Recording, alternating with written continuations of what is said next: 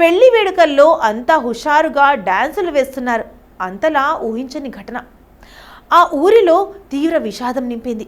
హుషారుగా డాన్స్ చేస్తూ గుండెపోటుతో ఆ ఊరి సర్పంచ్ భర్త ఊపిరి ఆగిపోయింది వార్తలు వచ్చాయి.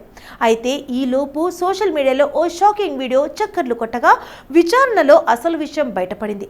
పంజాబ్ జలంధర్ గొరయా ప్రాంతంలో విషాదకర ఘటన చోటు చేసుకుంది. ఆ ఊరి సర్పంచ్ భర్త పరంజీత్ సింగ్ ఓ వివాహ వేడుకల్లో హుషారుగా చిందులేస్తూ కుప్పకూలిపోయాడు. గుండెపోటుతో ఆయన మరణించారని కుటుంబ సభ్యులు పోలీసులు వెల్లడించారు. అయితే సోషల్ మీడియాలో ఓ వైరల్ అయింది. వివాహ వేడుకల్లో ఓ వ్యక్తి చిందులేస్తూ తుపాకీ పేల్చాడు. అయితే అది పక్కనే డాన్స్ చేస్తున్న పరంజీత్ కు తగిలింది. దీంతో ఆయన కింద పడిపోయాడు. కింద పడిన పరంజీత్ తుపాకీతో కాల్చిన వ్యక్తిని మందలించారు కూడా.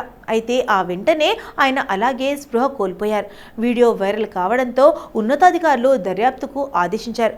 బుల్లెట్ గాయంతోనే పరంజీత్ మరణించాడని విషయం బయటకు రాకుండా బాధిత కుటుంబం పెద్దల సమక్షంలో డబ్బు తీసుకున్నదని తెలిసింది. పిస్తల్ పేల్చిన వ్యక్తి ఫరార్లో ఉన్నట్లు పోలీసులు వెల్లడించారు. పంజాబ్ సహా భారతదేశంలో ఇలాంటి వేడుకల్లో బహిరంగంగా ఆయుధాలని ప్రదర్శించడం నిషేధం. ఒకవేళ ఉల్లంఘిస్తే నేరం కిందికే వస్తుంది.